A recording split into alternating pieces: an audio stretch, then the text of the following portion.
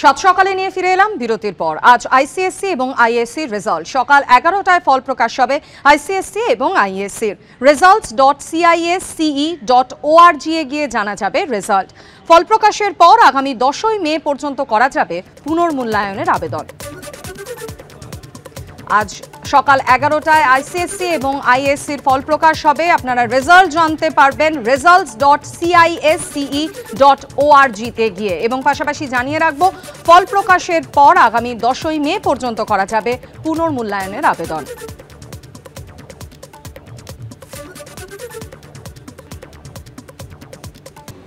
সাত সকালের শুরুতে যে বড় খবরের দিকে নজর রাখবো আমরা আজ সারাদিন, ইনফ্যাক্ট সেই বড় খবরের দিকেই নজর থাকবে আমাদের।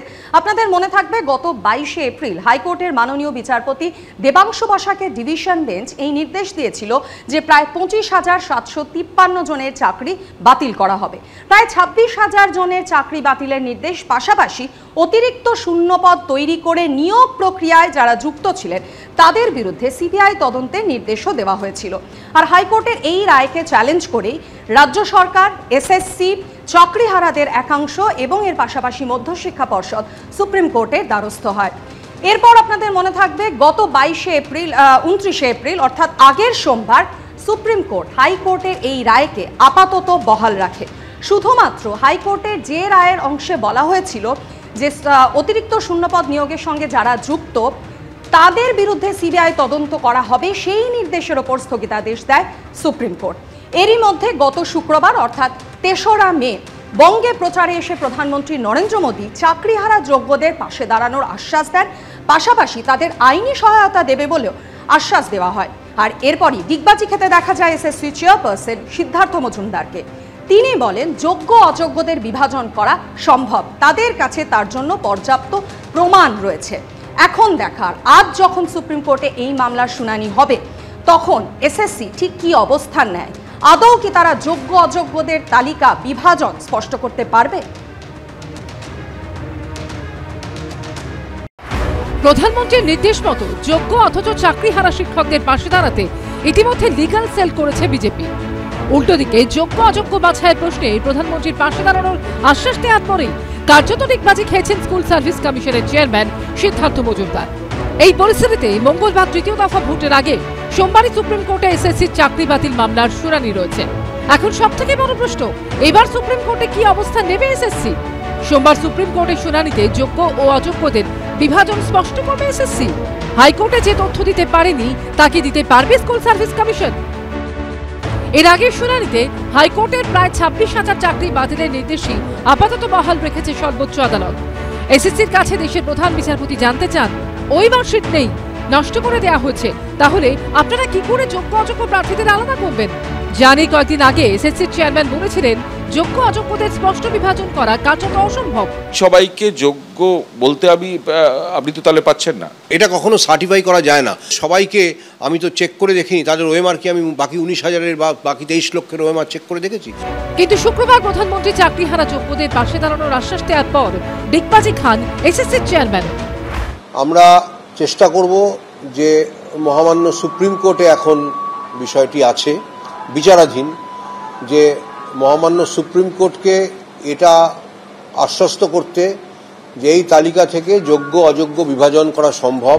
এই পরিস্থিতিতে সোমবার এসএসসির অবস্থানের দিকে তাকিয়ে চাকরিহারারা।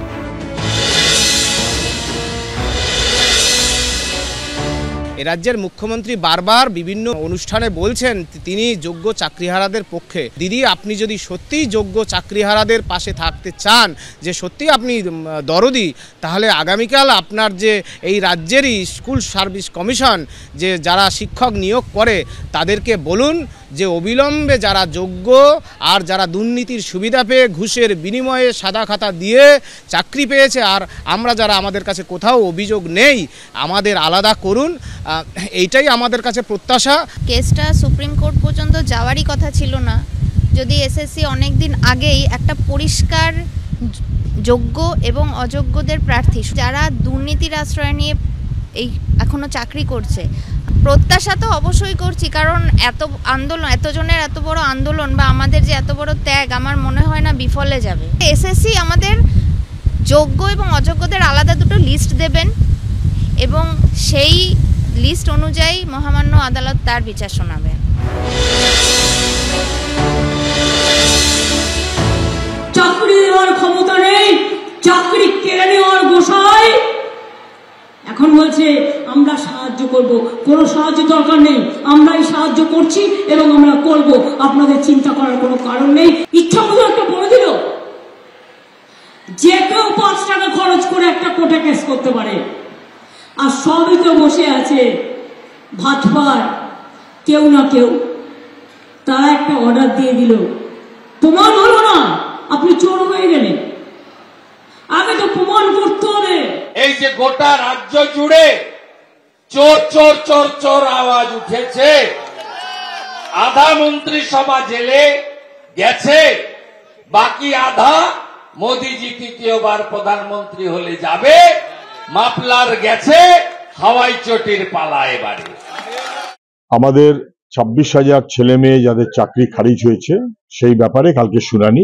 এসএসসির কাজ নির্দিষ্ট করা কে যোগ্য আর কে যোগ্য নয়। এসএসসি এবং রাজ্য সরকার তাদের অপরাধের দায় সেটা সাধারণভাবে যোগ্য ছেলে মেয়েদের ঘাড়ে পড়ুক, এটা আমরা চাই না। আমরা প্রথম থেকে বলেছি যোগ্যদের চাকরি বহাল রাখতে হবে, যারা দুর্নীতিগ্রস্ত তাদের চাকরি খারিজ হবে, মুড়কি একসাথে করে দেওয়া যাবে না। এখন সব পক্ষের নজর সোমবারের সর্বোচ্চ আদালতের শুনানির দিকে। সৌভিক মজুমদার, সত্যজিৎ বৈদ্য ও অনির্বাণ বিশ্বাসের রিপোর্ট, এবিপি আনন্দ।